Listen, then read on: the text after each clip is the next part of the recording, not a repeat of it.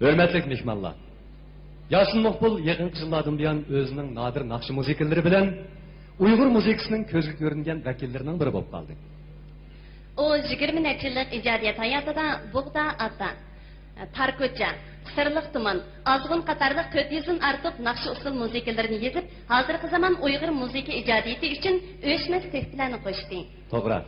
Tarko'cha Yasin Muqbil ijodiyatidagi vakillik xarakteriga ega nodir naqshlarning biri. Tövende talantlı yaş nakşçımız Mirzat Alim icrasında bu nakşını huzurunuza sunumuz.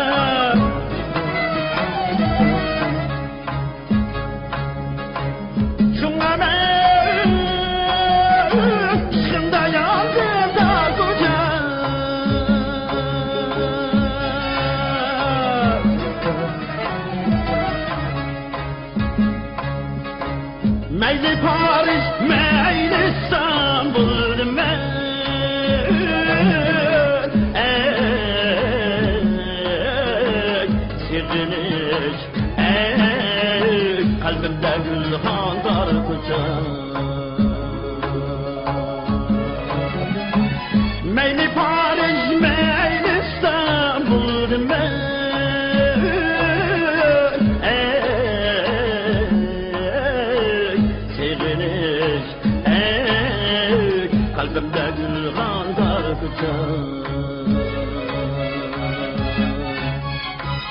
Minnet koca anam sen kar koça.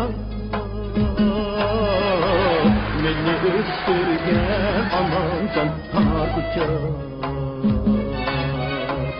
Şunca berna fiziki tepası var. Bir güzel dilber bakarsan kar koça. Şunca berna fiziki tepası var.